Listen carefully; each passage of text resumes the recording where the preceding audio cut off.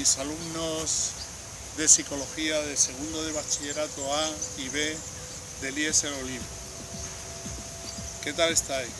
Bueno, como veis, hemos cambiado un poco de decorado, ya que aprovechando estos, últimos o casi últimos rayos del verano, hemos decidido venirnos aquí al parquecito a dictar la última clase de la unidad didáctica 1, que es psicología y que, como sabéis, alude a los métodos de la psicología.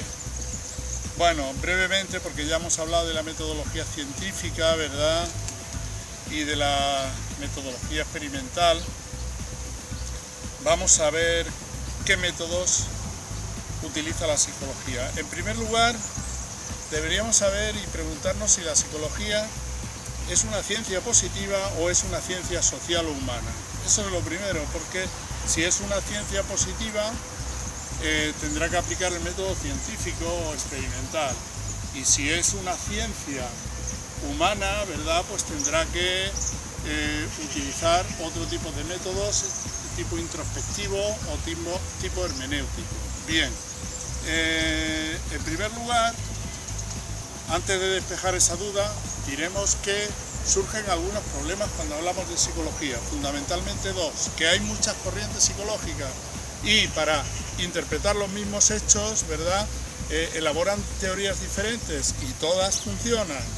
En segundo lugar, el objeto de estudio que tiene la psicología es el propio ser humano, de manera que, como sabéis y vimos en el experimento de Hawthorne, el ser humano, cuando se siente observado, reacciona de alguna manera de forma diferente, de manera que cuando el propio objeto de estudio de la psicología es el propio ser humano, cambia bastante la cosa. Vamos a ver, supuestos esos dos problemas, si la ciencia psicológica es una ciencia humana o social o es una ciencia positiva. Por ejemplo, para el conductismo, pues será más bien una ciencia positiva, como sabéis, porque va a ser más bien experimental, se dedicará a cuantificar hechos de conducta. Pero si, por ejemplo, tenemos en cuenta otro tipo de interpretaciones psicológicas, por ejemplo, la psicología humanista, vemos que la cosa cambia, porque lo que se trata de los humanistas es dar sentido a las acciones humanas desde un punto de vista de la totalidad del sujeto. Por lo tanto, hablaríamos de una interpretación hermenéutica, es decir, que da sentido a la acción humana, porque, claro, las acciones humanas no son cualquier acción, porque toda acción humana tiene una finalidad, un objetivo, una tendencia, etcétera, etcétera, de manera que no es cualquier acción, es decir, se le tiene que dar un sentido, y ahí para eso está la fenomenología, está la hermenéutica, etcétera. Entonces ha habido siempre una disputa, por ejemplo, surgió una disputa, se llama la disputa del positivismo en la sociología alemana, muy famosa, donde se habló de si la sociología, por ejemplo, y la psicología deberían utilizar un método científico, o bien un método más bien dialéctico o un método hermenéutico. Bueno, por las tres grandes metodologías que vosotros podéis ver en los apuntes, es la metodología científica, que es la hipotética, es decir, predecir hipótesis y después contrastarlas, por medio en el laboratorio, por medio de experimentos o de test, etcétera, para ver, por ejemplo, pues si un sujeto, pues, por ejemplo, es disléxico, pues se harán determinadas pruebas y se verá si lo es o no lo es, o bien tenemos el método experimental, es decir,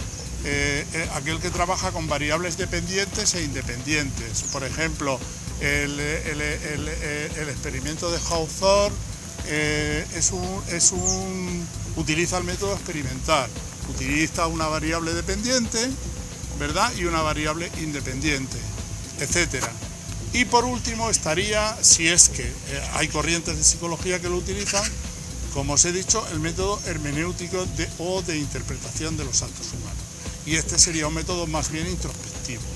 Bien, tenéis material suficiente y necesario. Yo solo quería facilitaros esta información general por lo cual la clase de hoy está a punto de terminar.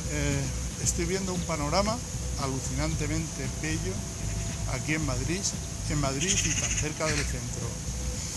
Queridos amigos, alumnos, tutorandos de segundo A, alumnos de segundo B, nos vemos en la próxima, ya en la unidad didáctica 2. Gracias y ¡chao! Esto se acabó, mamá.